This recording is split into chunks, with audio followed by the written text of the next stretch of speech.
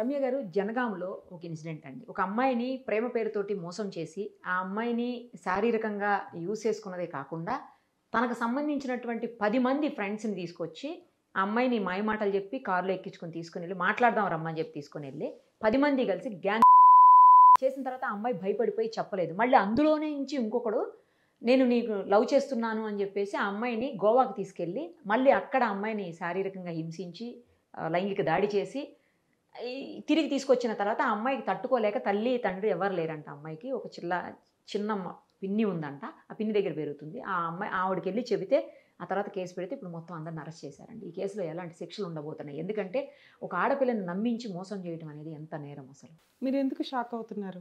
ఈ విషయం మీకు తెలిసింది కాబట్టి షాక్ అవుతున్నారు.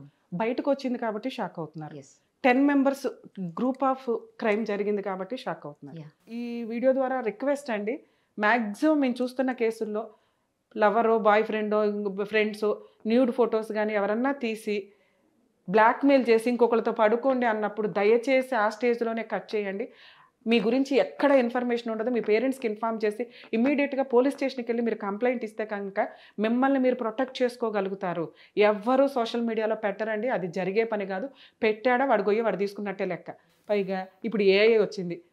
ఆ అకౌంట్లోకి దోసేయొచ్చు. ఎందుకంటే ఏది నిజమో ఏది అబద్ధమో కూడా తెలుసుకోలేని పరిస్థితిలో మనం ఉన్నాం కాబట్టి ఆడపిల్లలు ఇలాంటివి ఏదైనా జరిగితే ముందు పేరెంట్స్ ప్రొటెక్షన్, తర్వాత పోలీస్ ప్రొటెక్షన్, లీగల్ ప్రొటెక్షన్ తీసుకోవడం చాలా బెస్ట్.